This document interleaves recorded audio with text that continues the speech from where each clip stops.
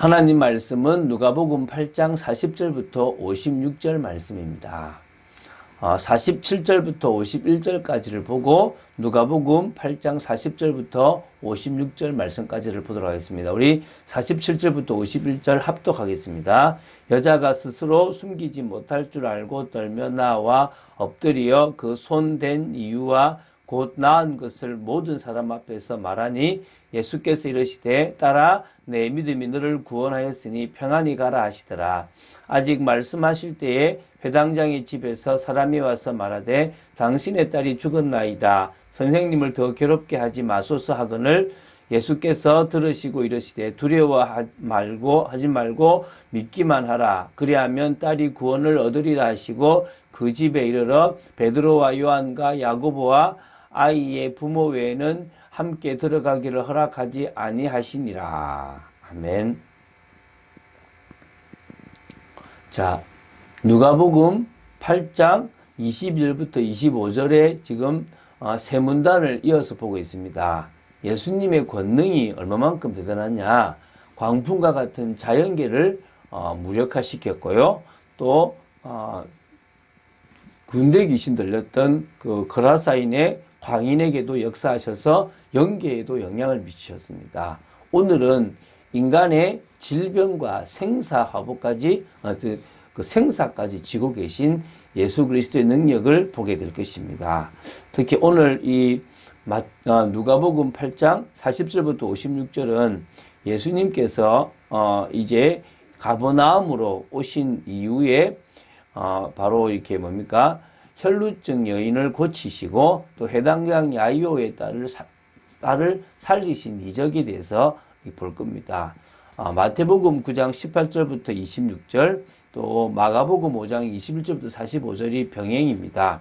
같이 기록되어 있으니까 참고하시면 좋을 겁니다. 오늘도 또 마가복음을 좀 참고한 부분들이 있습니다. 보면서 하겠습니다.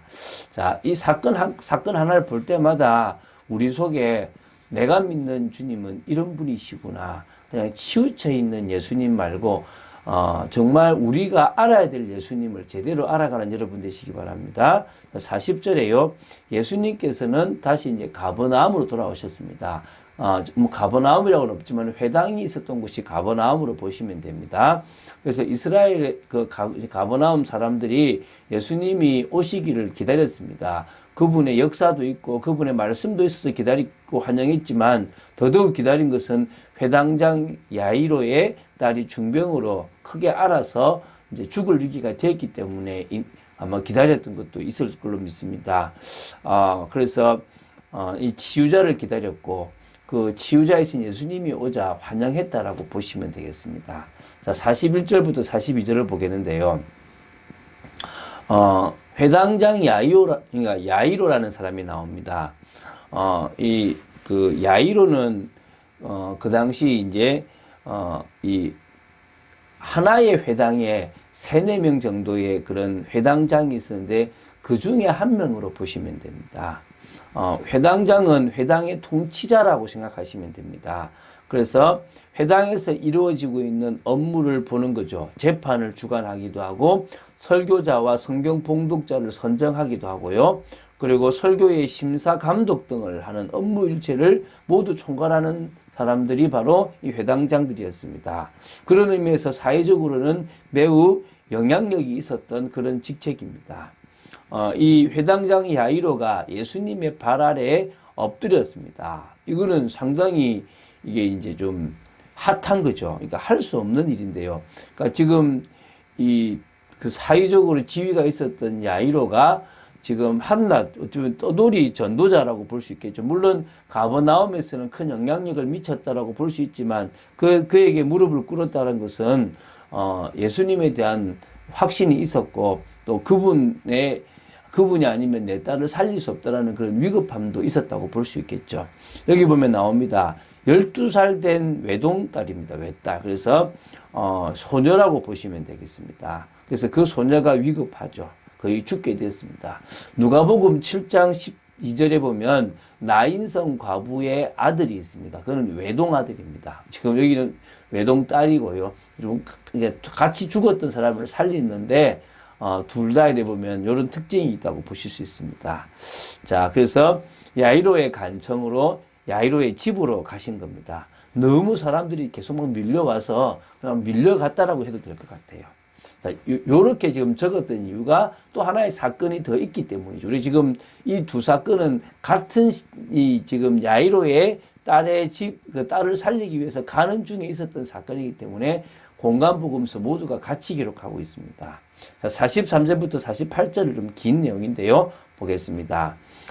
야이로의 집으로 가는 중에 있었던 사건인데 바로 여기도 보면 이제 또 12회입니다. 우리 아까 12살 된 그잖아요. 그러니까 그 아이가 산 만큼 이 사람은 지금 12해 동안 고통을 받았다라고 합니다. 뭐요? 혈루증으로 고통을 받았다라고 보시면 되겠습니다. 그래서 혈루증을 앓는 이 여자는 그 육체적뿐만 아니라 이 정신적으로도 고통을 받는데요. 레위기 15장 25절부터 33절에 보면 정결법상 이게 하혈을 하는 그런 여자는 부정한 여자이기 때문에 이렇게 서러움과 눈물의 세월을 보냈고요. 마가복음 5장 26절에는요. 병을 고쳐보려고 많은 의사를 찾아갔지만 많은 괴로움을 받았고 가진 것도 다 허비하였고요. 아무 그 효염도 없고 도리어 더 중하여졌다라고 지금 마가복음 5장 26절에 나옵니다. 그런 중에 예수님의 소문을 들은 겁니다. 이 예수님이면 고칠 수 있겠다라는 확신이 생겼죠. 믿음이 생겼죠. 그 믿음이 중요한 거지 않습니까? 제가 이제 다음 주에 라합에 대한 이야기를 우리 주일에 할 건데요. 소문만 듣고도 믿었어요. 이 여자도 소문만 듣고 믿었습니다. 참 은혜죠, 그죠? 같이 있어도 믿지 못했던 많은 이스라엘 백성들이 있었는데 소문만 듣고도 믿었습니다. 어떤 믿음이 있으냐 보겠습니다. 예수님이 뒤로 와서 그의 옷가에 손을 댔는데요. 손을 댄 이유에 대해서 마가복음 5장 28절에 나옵니다. 뭐라 나오냐면 내가 그의 옷에만 손을 대어도 구원을 받으리라고 생각하고 믿었어요. 참, 제자들보다 낫죠. 제자들보다 더 나은 믿음을 가지고 있다고 보시면 됩니다. 예수님이 바로 그리스도라는 사실을 믿었다는 것입니다.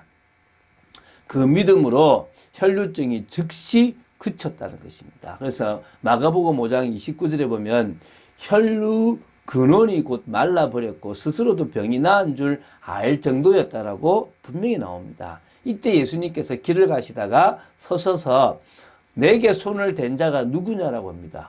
같이 갔던 제자들이 사람들이 황당하죠. 지금 얼마나 많은 사람들이 밀려가고 있습니까? 그럼 당연히 예수님한테 부딪히고 손도 대고 이랬을 거 아닙니까? 그래서 베드로가 주여 무리가 밀려들어 미나이다라고 하니까 예수님은 그 말이 아니고 당신의 몸에서 능력이 나갔습니다. 그래서 질문하신 겁니다. 그때 이제 이 여자가 자신을 알아보신 줄 알고 지금 더 이상 숨기지 못하고 와서 엎드려서 자신이라고 이제 이야기합니다.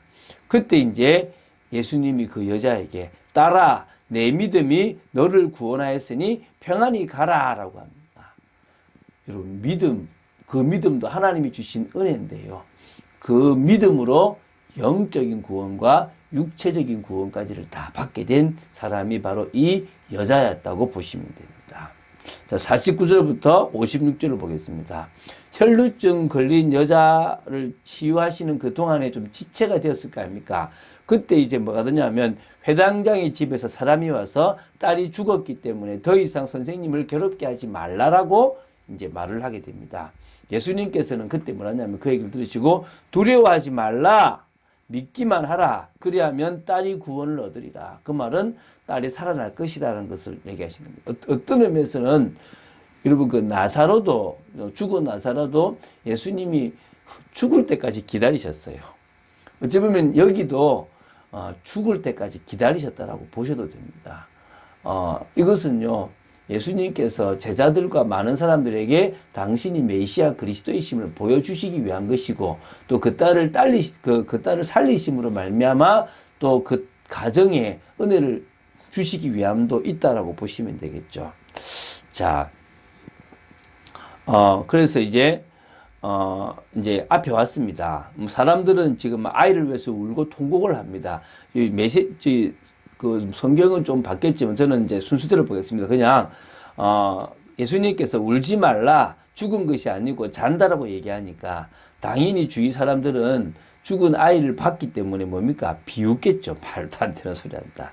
예수님은 그때 누구냐면 베드로, 야고보, 요한, 그러니까 요 세 명과 부모님 총 5명만 데리고 들어가셨습니다. 다른 사람은 들어오기를 허락하지 않으셨습니다. 뭐 여러 이유가 있을 수 있고, 뭐 아이에 대한 어떤 보호도 있고, 뭐 아이의 어떤 모습에 대해서 어떤 그 좀 존중하기 위한 것도 있다고 하지만 어쨌든 하나님은 예수님은 베드로, 야고보, 요한을 중요한 현장에 데리고 가신 것은 사실이었습니다. 자, 54절에 예수님께서 이야기합니다. 아이야, 일어나라 라고 얘기합니다. 마가복음 5장 41절에는 뭐라 그러냐면 달리다굼 이렇게 얘기하십니다. 이건 뭐냐면 아람어입니다. 아람어. 아이야 일어나라라는 말이 달리다굼인데 이걸 누가는 헬라어로 적었다고 보시면 됩니다. 왜냐하면 그러니까 이걸 받는 사람들이 보는 수신자가 헬라인들이기 때문에 굳이 아람어를 적을 필요가 없어서 그냥 달리다굼 대신에 아이야 일어나라라고 적었다고 보시면 됩니다. 자, 그래서 그 아이가 일어납니다. 그리고 그 아이는 살아났고요. 그 아이에게 먹을 것을 주라고 얘기하십니다. 부모는 당연히 놀랐습니다. 제자들은 나인성 과부의 아들이 살아난 것과 더불어 이 딸이 살아난 것을 보고 놀랄 수밖에 없었을 것입니다. 아무에게도 이르지 말라고 했지만 이 아이가 죽은 것을 아는 많은 사람들이 이 아이가 살았다면 저분이 이 아이를 살렸다라고 말하게 돼 있겠죠. 자, 우리는 지금 누가복음을 계속 봐나갑니다. 오늘 긴 내용을 짧게 봤습니다. 핵심은 이겁니다. 예수님은 그리스도입니다. 예수님은 영계, 자연계, 인간의 모든 것을 주관하실 수 있는 창조주 하나님이시고 참된 구원자이십니다. 우리에게 구원을 베푸실 수 있는 분이십니다. 우리는 그분을 믿습니다. 우리는 그분이 우리를 구원하셨고 성령으로 주관하신다는 사실을 믿고 우리는 성령을 따라 행하는, 그래서 성령의 9가지 열매를 맺어 나가는 축복의 사람으로 서야 될 줄로 믿습니다. 그런 응답의 사람으로 서게 되기를 주 예수 그리스도 이름으로 축원드립니다. 주는 그리스도시요 살아계신 하나님의 아들이심을 고백합니다. 저희들이 오늘도 말씀을 보고 은혜를 나눌 수 있게 하심을 감사합니다. 아버지 하나님, 말로만 그냥 생각으로만 이야기 속으로만 살아났다가 아니라 진정으로 예수님이 그리스도이심을 믿고 고백하고 못하실 것이 없음을 인정합니다. 저희들의 삶에 불신앙이 무너지게 하시고 또 저희들을 구원하시고 저희들을 책임지시는 분은 주 예수 그리스도밖에 없음을 고백합니다. 오늘도 그분을 믿는 믿음으로 살아나가는 저희들 되기를 간절히 소원합니다. 주 예수 그리스도 이름으로 기도드립니다. 아멘.